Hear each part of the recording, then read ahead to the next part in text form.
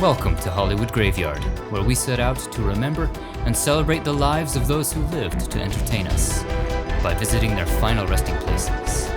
Today we continue our tour across England, where we'll find such stars as Boris Karloff, John Bonham, the real Alice in Wonderland, and many more.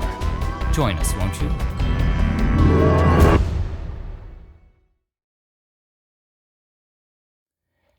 Part 2 of our exploration of famous graves across England brings us to more of those uniquely charming churchyards, cathedrals, and cemeteries here that host so many of this country's greats. So let's order up some fish and chips before a night out at the theatre, spelled theatre, or curl up to our favorite television program, spelled program, as we remember more of our favorite British entertainers. If you haven't done so already, be sure to check out Part 1. In our last video, we discussed how when inner London city graveyards began to fill up in the 1800s, a series of larger suburban cemeteries were founded just outside the city. These Magnificent Seven cemeteries, as they were known, included Highgate, which we visited in Part 1. Another of these Magnificent Seven was Kensal Green, the very first to open. It was founded in 1833 and spans some 72 acres northwest of London. It's on the Registry of National Historic Parks and Gardens, and given its unique landscape, has been the backdrop of several films, like Theatre of Blood, starring Vincent Price. The unique atmosphere of many of these cemeteries is owed in part to a more naturalistic approach to landscaping. The crematorium here at Kensal Green is known as the West London Crematorium. A number of notable individuals have been cremated here, their ashes taken elsewhere either for private keeping or for scattering. Beloved actor Alan Rickman was cremated here. Rickman known for roles in films like Die Hard, and perhaps most notably, as Severus Snape in the Harry Potter series. Freddie Mercury, the lead singer of Queen, was also cremated here after his death in 1991. His ashes were taken elsewhere by his loved ones, but once upon a time there was a memorial plaque here for him under his given name, Farooq Bulsara. Not long after the discovery of the plaque, it disappeared, either removed intentionally or stolen. If stolen, a great big to whomever it was that stole it. Now then, let's see who we can find here at Kensal Green. This is the grave of Harold Pinter, a renowned playwright and dramatist. He's known for his many plays called comedies of menace, blending dark humor with underlying senses of danger. Among his noted plays are The Birthday Party, The Homecoming, and Betrayal. He also wrote for the screen, not only adapting his own plays, but other people's as well, including the 2007 version of Sleuth. He was nominated for 2 Oscars for his screenwriting, for the films Betrayal, based on his own play, and The French Lieutenant's Woman. And in 2005, he was awarded the Nobel Prize for Literature. He died at the age of 78 from cancer.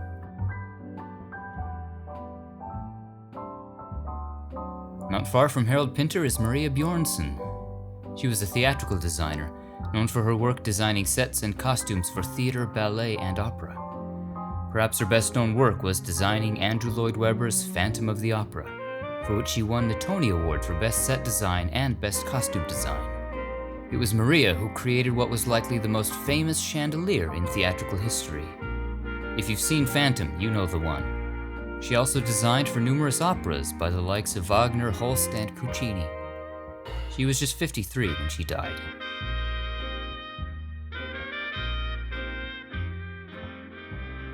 Also here at Kensal Green is writer James Graham Ballard, often credited as J.G. Ballard. He's perhaps best known for his semi-autobiographical novel Empire of the Sun, which details the experiences of a young boy in Shanghai during Japanese occupation. Having been born in Shanghai, Ballard had spent part of his youth in an internment camp during World War II. His experiences inspired the book that would later be made into an acclaimed film by Steven Spielberg in 1987. Other of his novels and short stories would be made into films, including Crash in 1996. He died from cancer at age 78. Our last stop here at Kensal Green is a star marked by a star, Pete Burns. He was a musician, best known as founding member and singer of the 80s band Dead or Alive. They had a massive hit in the 1984 single, You Spin Me Round Like a Record. You spin me right round, baby, right round, like a record, baby, right round, round. Later in his career, he would become a television personality, appearing on shows like Celebrity Big Brother, known for his ever-changing and androgynous looks through extensive plastic surgery. Pete Burns died from sudden cardiac arrest in 2016 at the age of 57. Adjacent to Kensal Green is St. Mary's Catholic Cemetery, established in 1858. This is where Danny LaRue is laid to rest. He was a singer and entertainer, best known for his stage drag persona, a comic in a frock, he would say. In his day, Danny LaRue was the most famous female impersonator in the world. He was a prominent figure in the music hall and pantomime tradition, but brought his talents to television as well, making guest appearances on various shows throughout his life, beginning in the 1960s. And on film, he had a starring role in Our Miss Fred in 1972. Danny LaRue died from cancer at age 81, and rests here with his manager and life partner, Jack Hansen.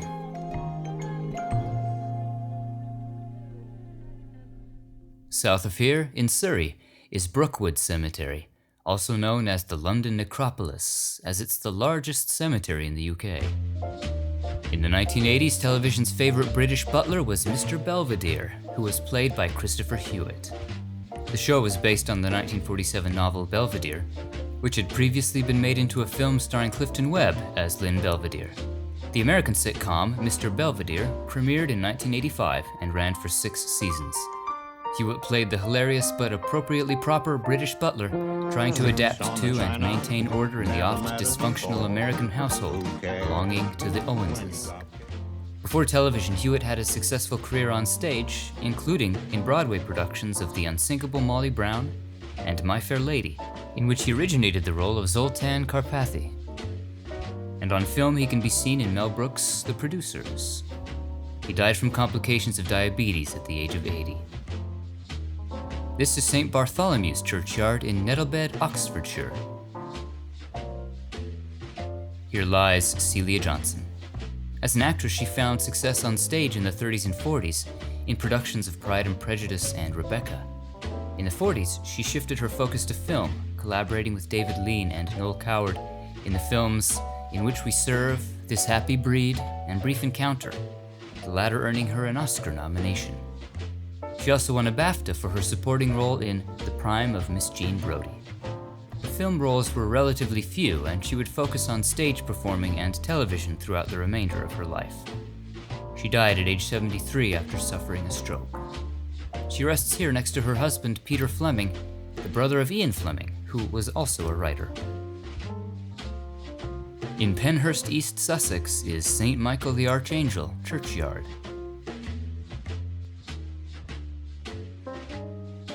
This is where Harry H. Corbett is laid to rest. The actor and comedian is perhaps best remembered for starring in the popular British sitcom Steptoe and Son in the 60s and 70s. He would also make 2 Steptoe and Son films. Among his other notable film roles are the 1966 comedy Carry On Screaming. Due to the popularity of his Steptoe character, Corbett found himself often being typecast and found it difficult to land roles outside of comedy. A heavy smoker, Corbett died of a heart attack at just 57. Grave hunting in England brings us to sights unseen in the US, like these magnificent centuries-old cathedrals. Among them, Chichester Cathedral in West Sussex. Listen carefully as you roam the halls. You may hear echoes of the music of the spheres, echoes of the music of Gustav Holst. He was an early 20th century composer known for his soaring orchestral works. His magnum opus was his orchestral suite, The Planets, each movement a treatise of the 7 known planets beyond Earth: Mars,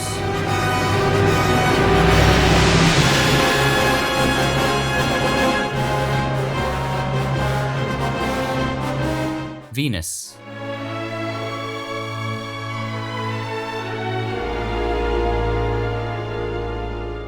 Mercury,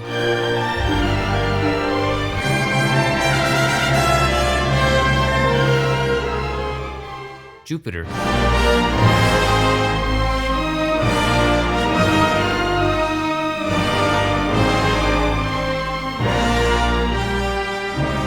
Saturn,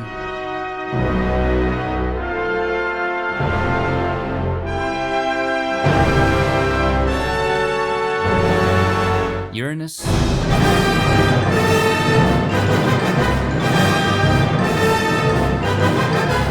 and Neptune.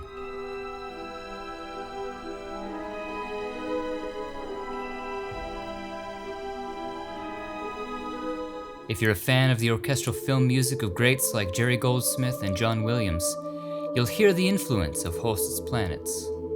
Movements from the planets have also been featured in numerous films and TV productions over the years.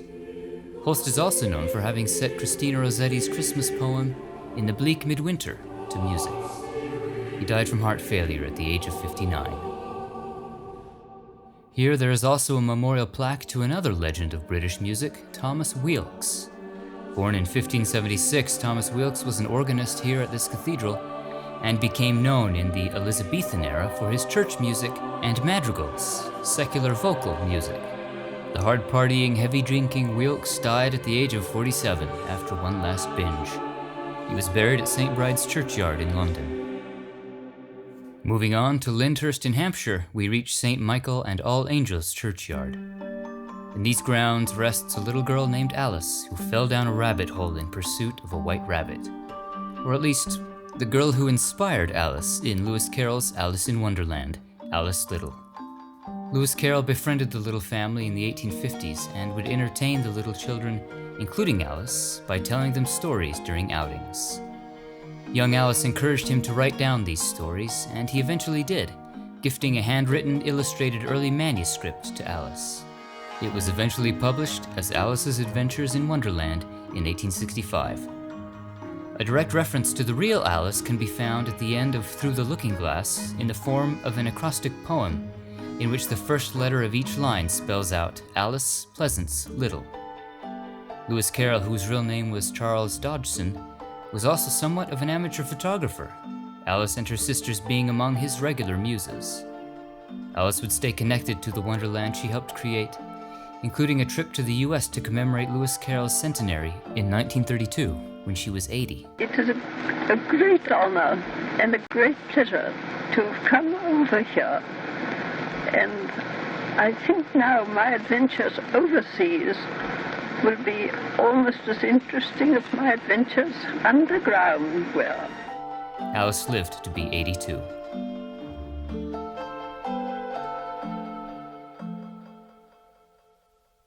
This is Aldershot Crematorium in Hampshire. Here we remember English funny man Arthur English. He got his start on stage as a resident comedian at the Windmill Theatre, often playing the Cockney Spiv. Arthur English would become a household name, playing maintenance man Mr. Harmon on the popular 70s sitcom Are You Being Served? Here's Fred Astaire. Mr. Lucas is following on close behind with Ginger Rogers. And don't let me catch you dancing cheek to cheek. Other TV roles include the ghosts of Motley Hall and In Sickness and in Health. He also continued to perform on stage until his death at age 75 from complications of emphysema. Back to the London area, in Ruislip is Breakspear Crematorium. Here we find Brian Connolly. He was a musician best known as founding member and vocalist of the 70s rock band, The Sweet. Their hits include Blockbuster, The Ballroom Blitz, and Little Willie. Little Willie, Willie won't go home, but you can't push Willie round. Willie won't go. Connolly left the band in 1979, but years later toured with various reincarnations, including The New Sweet and Brian Connolly's Sweet. Connolly died at age 51 from kidney and liver failure after suffering a series of heart attacks. He was cremated here, his ashes scattered over the waters of Most Holy Name Roman Catholic Church in Denham. Out to the grounds of Breakspear, let's relax a moment next to this large cedar tree and remember Bessie Love.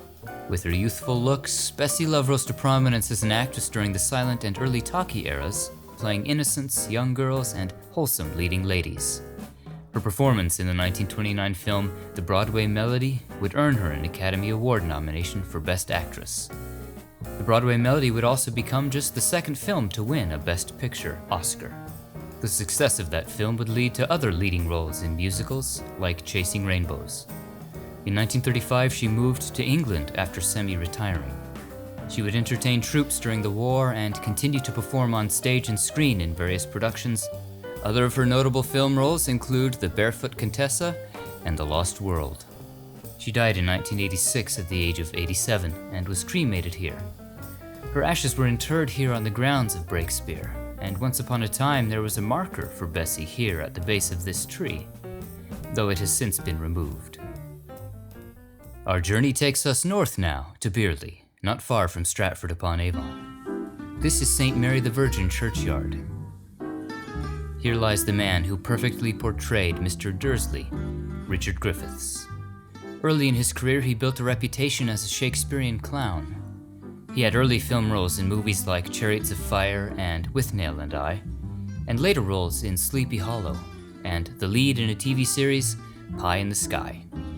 But it was his role as the detestable Uncle Vernon Dursley in the Harry Potter film series that would earn him worldwide fame. There's no such thing as magic. Back on stage, his performance in The History Boys would earn him numerous awards, including Tony and Olivier Awards. The play would be made into a film in 2006. Richard Griffiths died from complications following heart surgery at the age of 65. Our next stop brings us to St. George Churchyard in Gravesend, Kent, and a woman who became somewhat of a local celebrity some 4 centuries ago. Here lies Pocahontas, whose real name was Matoaka. She was a Native American folk figure from modern-day Virginia. She's known for her association with early colonists, particularly the Jamestown settlement. She would meet and befriend Captain John Smith, becoming not only an intermediate between her people and the colonists, but also aiding the colonists with provisions. In 1614, Pocahontas married tobacco farmer John Rolfe, their marriage creating a climate of peace between the Jamestown settlers and the Powhatan tribe. As a means of gaining further support back home for the Virginia Company and the Jamestown settlement, Pocahontas was converted to Christianity and brought back to London, where she was presented to English society as an example of, quote, the civilized savage. She would quickly become something of a celebrity in England, but a short time later she fell ill and would die of unknown causes at around the age of 20. Disney made a film loosely based on her life in 1995. We're now at Holy Trinity Churchyard in Nuffield. Here lies renowned journalist David Frost. He found international fame after conducting a series of in-depth interviews with former American President Richard Nixon. After the Watergate scandal, Nixon had resigned from office in 1974 before he could be impeached. In 1977, Nixon agreed to the interviews with Frost, the premiere episode drawing a record 45 million viewers, the largest audience for a political interview in history. Nixon believed the interviews would restore his standing in the public eye. They did not. In the end, Nixon never admitted to any wrongdoing, but Frost managed to elicit something of an apology from Nixon to the American people. The Frost-Nixon interview would inspire a play, and subsequently a film, starring Michael Sheen as Frost and Frank Langella as Nixon. Frost would interview many more of the 20th century's notable figures, from prime ministers and presidents to entertainers like Paul McCartney. He died at age 74 after suffering a heart attack while aboard a cruise ship, MS Queen Elizabeth. All Hallows Churchyard is where we find ourselves now, in Tillington.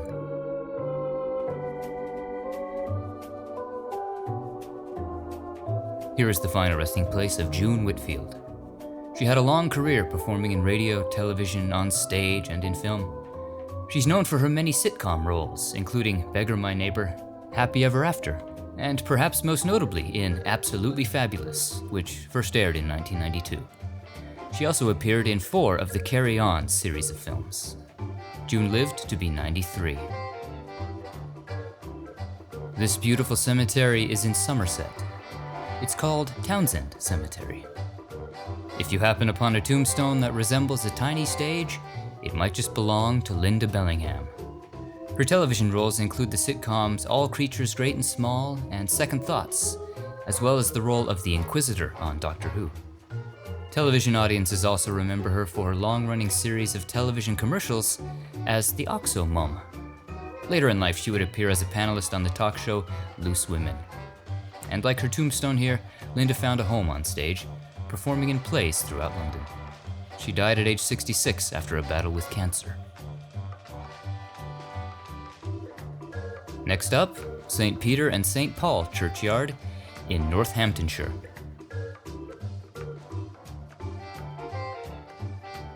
Here lies Derek Nimmo.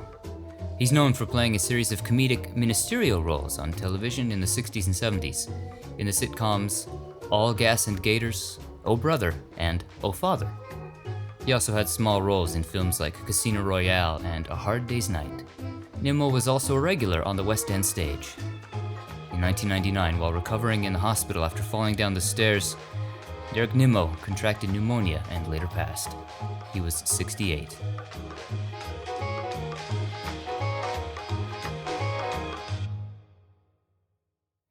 In Richmond, just outside of London, is this beautiful little church, St. Mary Magdalene. Let's head inside. Within these sacred walls is a giant of cinema, Richard Attenborough.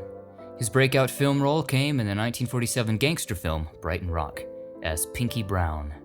Subsequent roles include The Great Escape and 10 Rillington Place. But his biggest successes as an actor would come later in life, perhaps best remembered as John Hammond in the Jurassic Park movies. Dr. Grant, my dear Dr. Sutton, welcome to Jurassic Park. During this time, he would also play Kris Kringle in the remake of Miracle on 34th Street. Behind the camera, he achieved acclaim for his work directing and producing the film Gandhi in 1982. The film earned him 2 Oscars for Best Picture and Best Director. Richard Attenborough lived to be 90. He was the brother of naturalist David Attenborough, and his wife, Sheila Sim, was also an actor. Her breakout film role came in 1944's A Canterbury Tale. She would appear with Richard a number of times, like in the film The Guinea Pig and in the stage production of Agatha Christie's The Mousetrap. She lived to be 93. Resting here alongside the Attenboroughs are their daughter and granddaughter, who both perished in the 2004 tsunami. Dying is easy, comedy is hard. These were the purported final words of Edmund Kean. He was an actor who, long before Laurence Olivier or even Henry Irving, was performing Shakespeare on stage. He was the great tragedian of his day, a contemporary once noting that to see Kean act was like reading Shakespeare by flashes of lightning. Richard III, Hamlet, Othello, Macbeth, King Lear, all showcasing his range of tragic emotion and winning over audiences in both England and America. He was in the midst of performing Othello in 1833 when he collapsed on stage. Kean died weeks later and was laid to rest here at St. Mary Magdalene. Here we also find a cenotaph to Mary Elizabeth Braddon. She was a Victorian-era novelist whose best-known work, Lady Audley's Secret, was a sensation in 1862. It's been adapted for film and television a number of times, including a very early silent film version starring Theda Bara in 1915. After her death in 1915 at age 79, she was laid to rest at Richmond Cemetery. This plaque later placed here in her honor. In the earth below this tablet are the remains of 18th century poet James Thomson, who wrote the beautiful poems The Seasons and The Castle of Indolence, as well as the lyrics for the patriotic song Rule Britannia.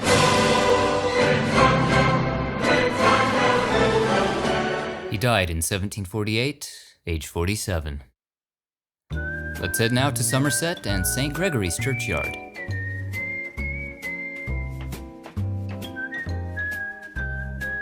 This is where we find funny man Frankie Howerd.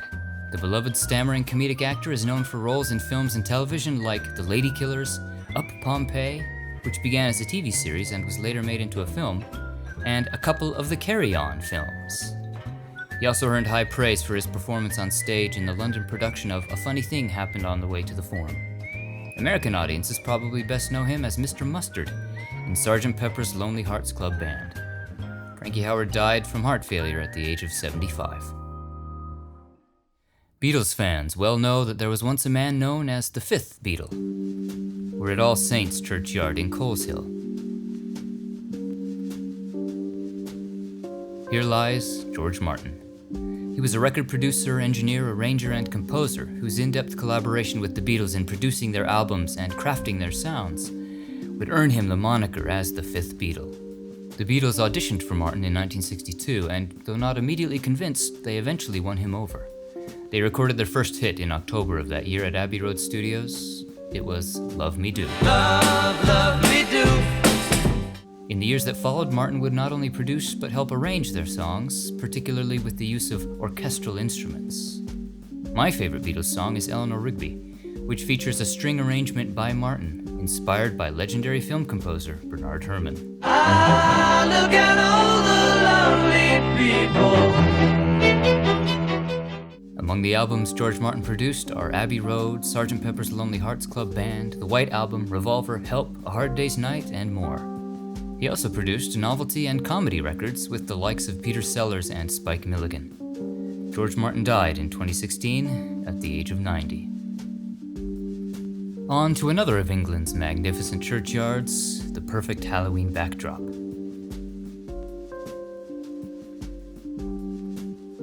This is St. Mary's in Balcombe, West Sussex, where rests Paul Scofield, an acclaimed actor whose voice split the silence and whose whisper cast a spell.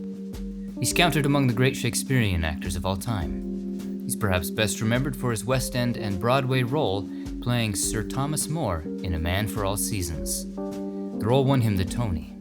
He reprised the role in the 1966 film version of A Man for All Seasons, winning the Oscar for his performance. And having won an Emmy for Male of the Species, he was one of the very early actors to win the Triple Crown of acting, a Tony, Oscar, and Emmy, not to mention a Golden Globe and a couple of BAFTAs. Other notable stage roles include originating Antonio Salieri in Peter Shaffer's Amadeus, and other notable film roles include the Judge in The Crucible. His stage is dark now, silence reclaims him, having passed away in 2008 from leukemia. Our next stop is Christ Churchyard in Shamley Green, Surrey. Here we find the grave of Tony Hart. Time and the elements have unfortunately rendered his stone rather difficult to read. Tony was a sort of Mr. Rogers meets Bob Ross to British audiences, an affable television presenter who inspired children to draw and paint on BBC television for decades. He began appearing on TV in the 50s, including on the popular children's program Blue Peter. He would win 2 BAFTAs for his children's educational programming, and more important than that, inspire and touch the hearts of millions of children. He died at age 83. A small bird drawn by Hart featured here on his marker. Also here at Christ Church is Welsh entertainer Harry Secombe. He was an actor, singer, and comedian known for the British radio comedy The Goon Show. As an accomplished singer, he also appeared in musicals, perhaps most notably as Mr. Bumble in the 1968 film adaptation of Oliver. He was knighted in 1981 and jokingly referred to himself as Circumference, alluding to his rotund physique. He died from cancer at age 79. Let's head to Toddington Parish Cemetery, where those familiar English rains have begun to fall, to find one of Harry Secombe's Oliver co-stars, Jack Wilde, who will forever be known as the impish, artful Dodger, the role he played in Oliver when he was just 15. He was nominated for both an Oscar and a BAFTA for his performance in Oliver. My name's Oliver. Oliver Twist. And mine's Jack Dawkins, better known among me more intimate friends as the Artful Dodger. Pleased to meet you, Mr. Dodger. Sure the old gentleman won't mind? Mind? Consider yourself at home. He would follow up Oliver with a starring role in the TV series H.R. Pufnstuf. He was just 53 when he died from cancer. The music here on his stone is Scott Joplin's The Entertainer. That he certainly was. To find the man who directed Secombe and Wilde in Oliver, we head to Gunnersbury Cemetery in Acton, West London. Here lies Carol Reed. Having established himself as both an actor and director on stage, Reed began making films in the 30s and 40s, including Night Train to Munich. He would receive back-to-back Oscar nominations for The Fallen Idol and The Third Man in 1950 and 1951. But his Oscar win would come by way of his best-known film, the 1968 musical production of Charles Dickens' classic, Oliver. It would win 4 additional Oscars, including Best Film. Reed died from a heart attack at age 69. Also here at Gunnersbury we find Lyndon David Hall. He was an R&B singer and songwriter who rose to fame in the late 90s. His debut album, Medicine for My Pain, produced a few popular singles, including Do I Qualify and Sexy Cinderella. In 1999, he was voted Best Male Artist in Blues and Soul magazine.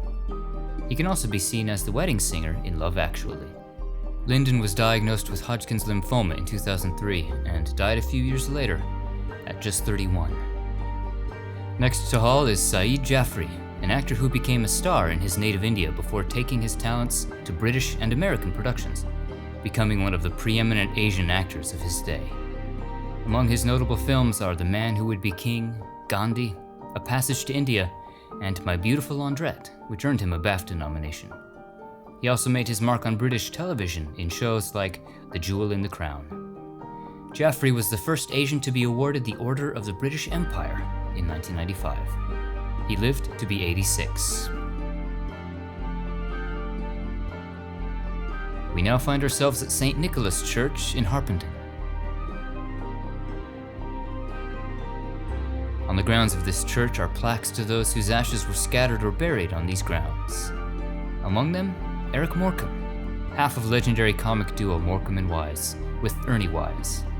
Their show, The Morecambe and Wise Show, would become a national institution, particularly their record-setting 1977 Christmas show. And the partnership, which would last over 4 decades, would make Morecambe one of Britain's most beloved comedians of all time. In 1984, after a charity performance at the Roses Theatre, Eric stepped off stage and collapsed from a heart attack, later dying at the age of 58.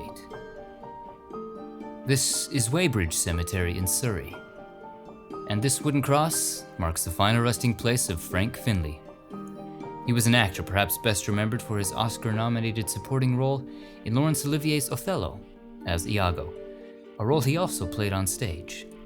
On television, he played Jean Valjean in Les Miserables and the lead role in Casanova. And this Christmas, if you watch A Christmas Carol, he played the ghost of Jacob Marley alongside George C. Scott. Frank Finlay died from heart failure at the age of 89. Welcome to St. Michael and All Angels Church in Rushock, southwest of Birmingham. On these grounds is a grave bedecked with drumsticks and cymbals, and for good reason. Here lies John Bonham, drummer for the legendary rock band Led Zeppelin. Known for his speed and power, Bonham is considered one of rock's greatest and most influential drummers. Led Zeppelin formed in London in 1968 and would become the biggest band in the world. Their hits including Whole Lotta Love, Immigrant Song, and Stairway to Heaven. And she's buying the stairway to heaven. Bonham was also known for lengthy and elaborate drum solos during live performances, showcasing his musicianship. In 1980, after a night of heavy drinking, Bonham died in his sleep, choking on his own vomit. He was just 32.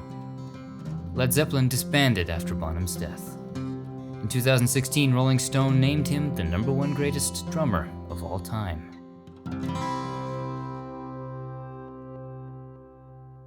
We're in Gerrard's Cross now, and St. James Churchyard. Here rests a blithe spirit, Margaret Rutherford.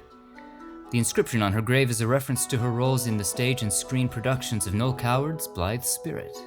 She won an Academy Award and a Golden Globe for her role as the Duchess of Brighton in the 1963 film The VIPs.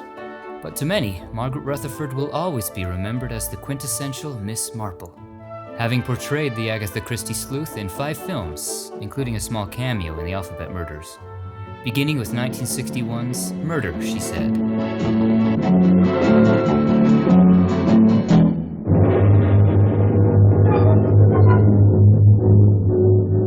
Now you saw that, didn't you? Didn't you? Do you think anyone will believe us?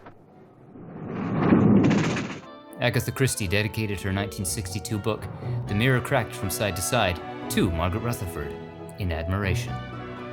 She died from Alzheimer's at the age of 80. Margaret was married to actor Stringer Davis. He appeared alongside his wife in several of her films as Mr. Stringer. He died just over a year after Margaret, at the age of 74.